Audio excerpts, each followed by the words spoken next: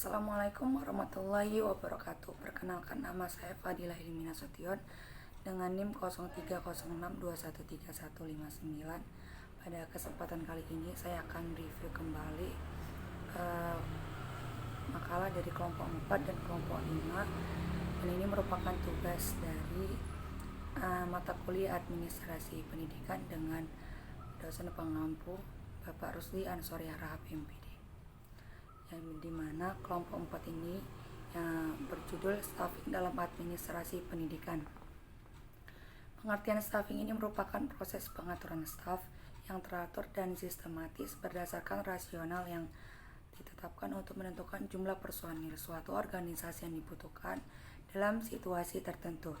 Staffing ini merupakan salah satu fungsi manajemen berupa penyusunan personalia pada suatu organisasi, sejak dari mereka merekrut tenaga kerja, pengembangannya, sampai dengan usaha agar tenaga petugas itu memberikan daya guna maksimal kepada organisasi. Selanjutnya ada prinsip-prinsip staffing. Nah, dalam staffing ini memiliki prinsip utama, yaitu the right man in the right place and time, yang berarti bahwa setiap pegawai harus diposisikan pada bidang kerja yang sesuai dengan keahlian dan keterampilannya. Dengan demikian, maka pekerjaan tersebut itu memiliki tanggung jawab dalam unit kerja yang dilakukan oleh orang yang tepat dan terpercaya hasil pekerjaan yang diinginkan. Jika prinsip ini tidak dilakukan oleh orang yang bukan keahliannya, maka upaya pencapaian tujuan administrasi tersebut akan mengalami hambatan dan hasil dari pekerjaan tersebut cenderung kurang berdaya guna bagi organisasi tersebut. Selanjutnya ada tujuan dan fungsi staffing. Berikut tujuan staffing. Yang pertama ada mewujudkan sinergi pegawai sesuai dengan seluruh tugas dan kewajiban. Yang kedua ada tercapainya mekanisme pekerjaan yang kolaboratif, efektif, dan terpadu. Yang ketiga ada memudahkan pekerjaan dengan pengetahuan khusus untuk melaksanakan pekerjaannya dengan sukses. Yang keempat ada mendorong pegawai untuk mencapai efisiensi dan hasil maksimal bagi organisasi. Adapun fungsi staffing, yang pertama ada perencanaan sumber daya manusia, yang kedua ada rekrutmen, yang ketiga ada seleksi, yang keempat ada pendidikan dan pelatihan, yang kelima ada penetapan, dan yang keenam ada pemberhentian personil. Selanjutnya ada tahap dalam staffing. Nah, pada tahap staffing ini yang pertama ada persiapan, yang kedua ada perencanaan, yang ketiga ada penempatan, yang keempat ada pembinaan dan pengembangan, yang kelima ada evaluasi. Nah, evaluasi sendiri ini merupakan proses menentukan nilai untuk suatu hal atau objek yang berdasarkan pada acuan-acuan tertentu untuk menentukan tujuan tertentu. Ada hal yang harus diperhatikan dalam kepegawaian. Yang pertama, pengembangan struktur organisasi. Yang kedua ada penggolongan jabatan dan perencanaan gaji. Yang ketiga ada penarikan tenaga kerja yang baik. Yang keempat ada seleksi pegawai. Yang kelima ada perencanaan latihan jabatan.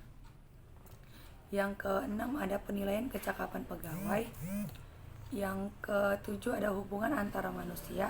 Yang kedelapan ada moral serta disiplin pegawai.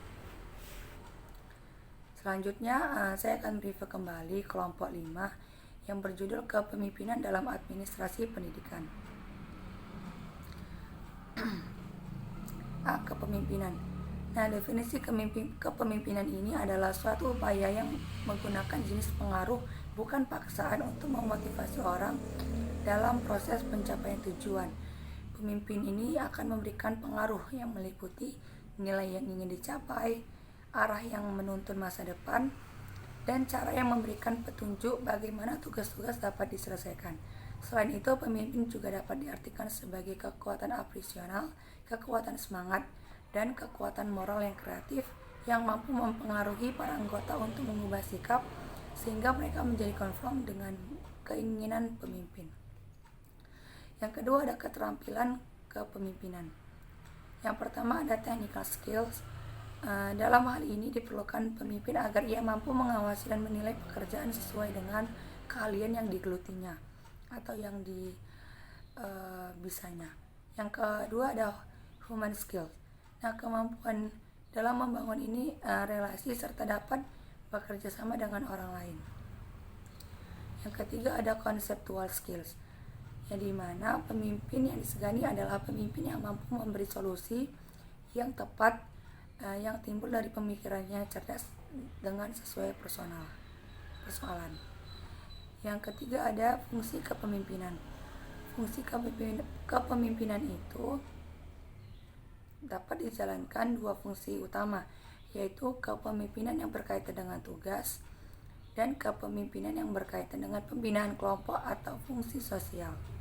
Yang keempat ada gaya kepemimpinan. Gaya kepemimpinan ini merupakan norma atau arti sebagai pola perilaku dalam memperagakan kepemimpinannya. Adapun gaya dasar kepemimpinan antara lain, yang pertama otoriter. Ini merupakan gaya kepemimpinan yang menekankan pada kekuasaan dan kepatuhan anggota secara mutlak. Yang kedua adalah pseudo demokratis. Ini merupakan gaya kepemimpinan yang menekankan pada penciptaan situasi yang memberikan kesan demokratis, padahal pemimpin itu sangat pandai menggiring pikiran atau ide pokok anggota untuk mengikuti kehendaknya. Nah, selanjutnya ada B, administrasi. Pengertian administrasi sendiri ini merupakan suatu cabang ilmu pengetahuan sosial, yang dimana pengetahuan ini berada dalam pemikiran manusia ilmuwan yang senantiasa dihadapkan pada berbagai bantahan dan wajib dalam memberikan penjelasan tentang nilai dan kebenaran sesuai dengan prinsip-prinsip umum empiris. Yang kedua ada kepemimpinan dalam administrasi. Kepemimpinan dalam administrasi ini dikaji dari kepemimpinan birokrasi berdasarkan aturan atau tertulis maupun tidak tertulis, lalu legalitas atau regulasi. Nah, orang-orang dalam pemerintahan ini bekerja berdasarkan aturan dan standar yang telah dibuat. Pemimpin juga memunculkan struktur dan prosedur. Manajer ini disebut sebagai pemimpin ketika menduduki jabatan dalam struktur organisasi.